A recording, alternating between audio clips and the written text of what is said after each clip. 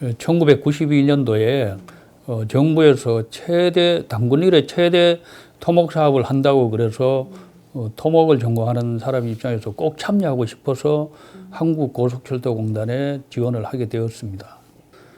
철도 건설을 하기 전에는 반드시 철도 설계를 먼저 해야 됩니다. 설계를 하기 전에는 그 설계하기 위한 그 기준이 시방서인데 그 시방서를 만들고 관리하는 기준부에 그 소역 근무를 했습니다. 천안 쪽에 풍세교라고 있는데 그 풍세교 약 한 7km 정도 되는 그 연장의 교량을 하는 과정에 경부고속철도 차량이 프랑스 알스톰사로 선정이 되었습니다. 저게 프랑스 알스톰사 차량하고 그 토목 구조물하고 그게 실제로 이제 운행했을 때 뭐가 문제가 있는지 없는지 그 부분을 검증을 해야 되겠다. 공단 내부에서 그런 의사 결정이 있었습니다. 그래가지고 검증을 해보니까 크게 그 교량 쪽에서 문제가 있는 걸로 확인이 되었습니다.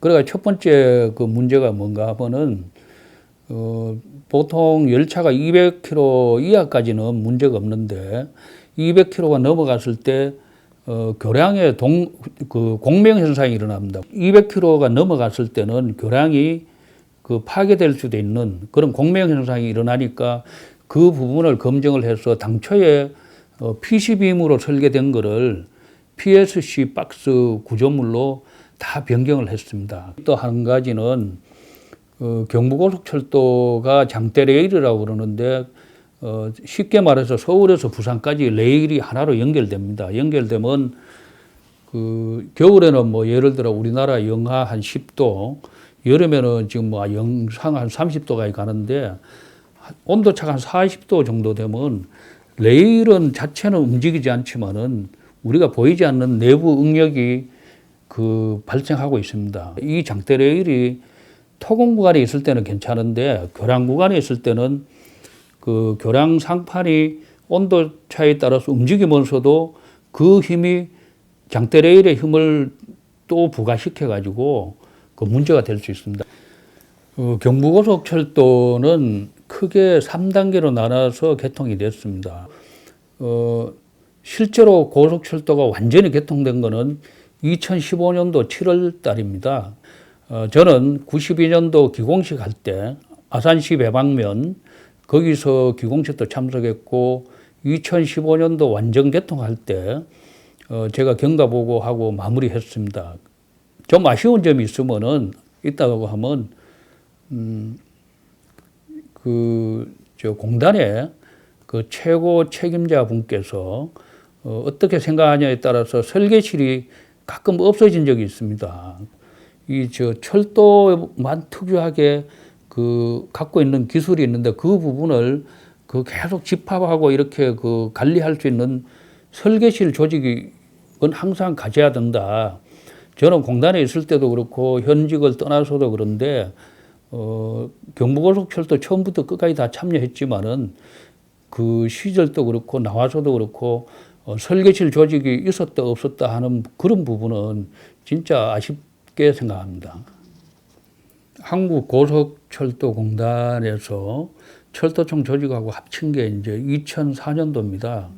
그러면서 이제 조직의 변화가 많았는데 중국 철도를 수주하기 위해 가지고 팀을 꾸려서 중국을 방문을 했습니다. 그 사업에 참여하려고 중국 관리들하고 성도 철도국 공무원들하고 뭐 협의도 하고 해서 그 제안서 작성해서 최초로 중국 수투선 그 철도 감리 사업을 수주했습니다. 이 사업이 공단 해외 사업의 최초고 중국 사업 추진단이 현재 해외 사업 본부의 시발점이라고 저는 그렇게 보고 있습니다. 일반적으로 개통이 다가오면은 전부 다 바쁩니다. 바쁜데 제가 거기서 최고 책임자로 경험하고 또 여러 가지 이제 다른 본부에서도 봤을 때 선행공기, 토목에서 공정을 다 많이 소모를 합니다. 하면 남은 공정은 궤도, 뭐 전기, 신호, 통신, 역사인데 저도 실제 거기에서 공정이 모자랐습니다. 공정이 모자라니까 터널 안에서 보통 공정이 여유가 있다면은 터널 안에 자갈을 깔고 궤도를 깔고 그 궤도에 태워서 이제 신호 전차선 이런 걸 해야 되는데 공기가 없으니까 터널 안에 궤도를 까면서 신호 통신 궤도 다 해야 되니까 저게 시스템 공정이 굉장히 급했습니다. 제가 처음에 토목을 시작할 때는 도면 보고 물량을 뽑고 그 물량 가지고 이제 공사비를 뽑고 이렇게 했습니다. 그게 이제 뭐 적산 뭐 이런 표현도 하는데 요즘 이제 후배님들은 들어오면 그런 부분을 볼 기회가 없고 주로 이렇게 행정만 주로 합니다.